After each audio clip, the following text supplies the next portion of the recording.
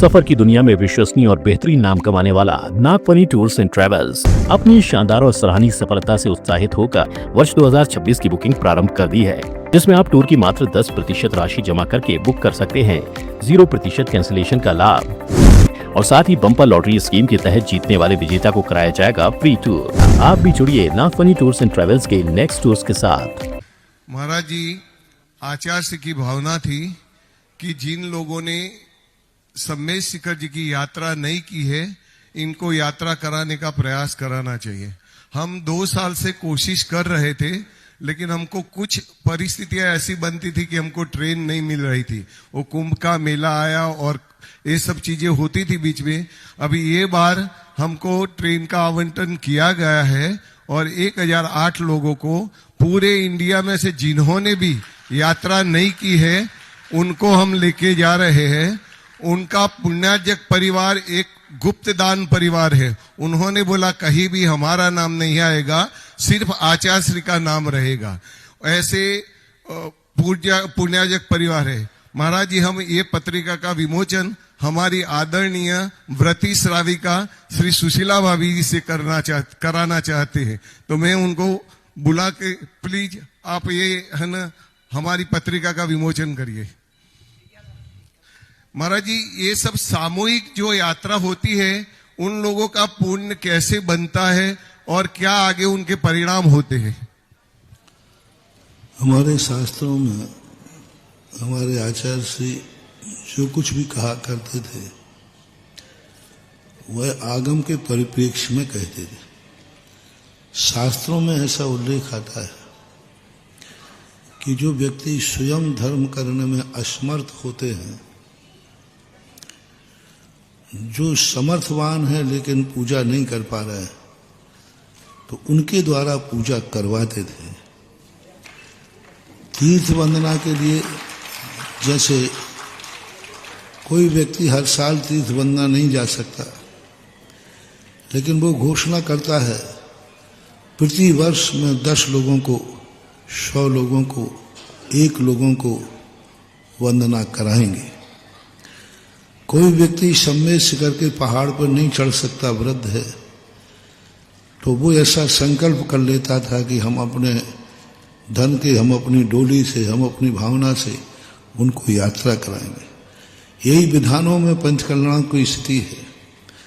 मान लो कोई सृष्टिजन विधान में नहीं बैठ पा रहा है किसी परिस्थितिवश, और उसके नगर में कहीं विधान हो रहा है या कहीं भी विधान हो रहा है, तो वह घोषणा करता था कि 10 जोड़े, 100 जोड़े हमारी तरफ से विधान में बैठा दिए जाएं। जो असमर्थ हैं, बैठना चाहते हैं लेकिन राशि आदि देने में समर्थ नहीं है, तो ये हमारे यहाँ कृत, कार्यत, अनुमोदना, ये 3 होते हैं। इसलिए ऐसी परंपराएं हमेशा से चली आई। चौथे काल में भी ये परंपराएं थी, अभी भी पंचम काल में बहुत बड़ी बड़ी परंपराएं हैं। आज तो वाहन की सुविधा हो गई है, पहले बैलगाड़ियों से भी एक पद यात्रा हुई थी। मूलचंद जी सोनी अजमेर के हुए हैं, उन्होंने 2000 लोगों की शिखर जी की पद यात्रा कराई थी अजमेर से। और वो भी गाड़ी नहीं थी, वो जो गाड़ी होती है ना, बैलगाड़ी, ऊंट गाड़ी, जो भी साधन थे, उनके माध्यम से एक बहुत बड़ी पद यात्रा का उल्लेख मिलता है। पंडित जी सदा सुखदास जी ने इस बात के लिए उल्लेखित किया। तो ऐसी परंपराएं थीं। राजा अकबर के जमाने पर पद यात्राओं का उल्लेख मिलता है, और अकबर ने अपने राज्य में लोगों को पदयात्रा कराने के लिए उल्लेख किया। तो कई पदयात्राएं जैनियों की, हर समाज की पदयात्रा राजा पहले अनुमति देता था। तो राजा अकबर की सहमति से एक पदयात्रा दिल्ली होते हुए शिखर जी की गई। उसका उल्लेख सांगानेर में मिला गया कि सांगानेर में इस समय अकबर राज्य के में पदयात्रा हुई, और समय समय पर अकबर ने उन पदयात्राओं का नेतृत्व किया। जहां कहीं पदयात्रा का बड़ा रूप आया, तो अकबर स्वयं उस कार्यक्रम के मुख्य आतिथ्य रूप से करने के उल्लेख मिलते हैं। तो ऐसे कई राजा महाराजाओं के समय के उल्लेख मिलते हैं। अष्टापद की यात्राओं का उल्लेख मिलता है कि 60,000 पुत्रों ने सगर चक्रवर्ती के पद यात्रा, अष्टापद की पद यात्रा करके उस मंदिर की सुरक्षा की। तो ऐसे बहुत सारे उल्लेख हैं। बहुत नेक कार्य है, अच्छा कार्य है। सभी को अपनी अपनी शक्ति प्रमाण करना ही चाहिए। जब भी कोई शिखर जी जाए, किसी एक गरीब को भी साथ लेता जाए तो अच्छा ही है। देवपथ खेपत के संबंध में आता है। देवगढ़ है जो उत्तर प्रदेश में, देवपथ खेपत नाम के दो अनाथ बालक थे, गरीब बालक थे। वहां के सेठ ने जब पद यात्रा की हजारों लोगों के साथ, और उस समय वो बच्चे भी उनके यहाँ शिखर जी की यात्रा करना चाहते थे, लेकिन वो कर ही नहीं सकते थे, समर्थ ही नहीं थे, अनाथ थे, माँ बाप कोई थे नहीं। तो सेठ जी की डिंडोरी सुन ली तो सेठ जी के पास गए। सेठ जी हमें बोले तुम क्या करोगे? बोले हमें कुछ नहीं चाहिए, जो काम करोगे वो हम सब करेंगे, बदले में हमें एक टाइम की रोटी दे देना रास्ते में। सेठ ने कहा एक टाइम की रोटी में छोकरे करते रहेंगे? तो उनको रात्रि ड्यूटी की, सुरक्षा की ड्यूटी थी, एक टाइम भोजन पर। शिखर जी पद यात्रा पहुंचती है और वहां पहुंचने के बाद पूरी पद यात्रा हुई। सेठ जी ने वापस आने की बात ले ली। अब छोकरे गए कि यहाँ तो कुआं के पास आके प्यासे, क्योंकि सेठ जी तो छुट्टी नहीं दे रहा है और हमसे कह ही नहीं रहा है, वो तो रात की ड्यूटी लगा देते हैं। इन्होंने रात की ड्यूटी में चोरी करने का भाव आया कि अपन रात में जब सब सो जाएंगे तो चुपचाप शिखर जी की वंदना करके आएंगे। और रात में दोनों बालक दौड़ते दौड़ते गए और सुबह होने के पहले ड्यूटी पर आ गए। दूसरे दिन आखिरी वंदना सेठ जी ने की तो वहां पहले से मोती चढ़े हुए थे और सेठ को मालूम था कि मेरे बराबर मोती आज तक किसी ने शिखर जी में, मेरे पहले कौन चढ़ा गया। खोज की गई तो वे दोनों बालक पाए गए। तो सेठ जी ने कहा ये बताओ ये तुम मोती कहाँ से चोरी करके लाते हो, तुम्हारी औकात तो है नहीं। उन्होंने कहा साहब मैं तो मक्के के दाने चढ़ाता था और मक्के के दाने में रख के लाया था, बस वही दाने थे। तो उसने कहा अच्छा तुम गरीबों का इतना पुण्य क्या, चलो फिर आज देखो, आज तुम मक्के के दाने चढ़ाना, जैसे मोती होते। सब लोग गए दूसरी बार, फिर उनसे कहा छोड़ो मक्के के दाने, यदि मक्के के दाने मोती नहीं हुए तो तुम्हारे लिए बंदी बना लिया जाएगा और फांसी मिलेगी। उन्होंने कहा फांसी तो मिलना ही है, हमारे मक्के के दाने तो मोती कभी बनना ही नहीं। जैसे ही मक्के के दाने छोड़े चमचमाते हुए मोती बन गए और सेठ जी थाल भर भर के मोती ले गए। और वो गरीब जो पद यात्रा में उनकी नौकरी करके गया वो मोती बन गए। सेठ जी को वैराग हो गया।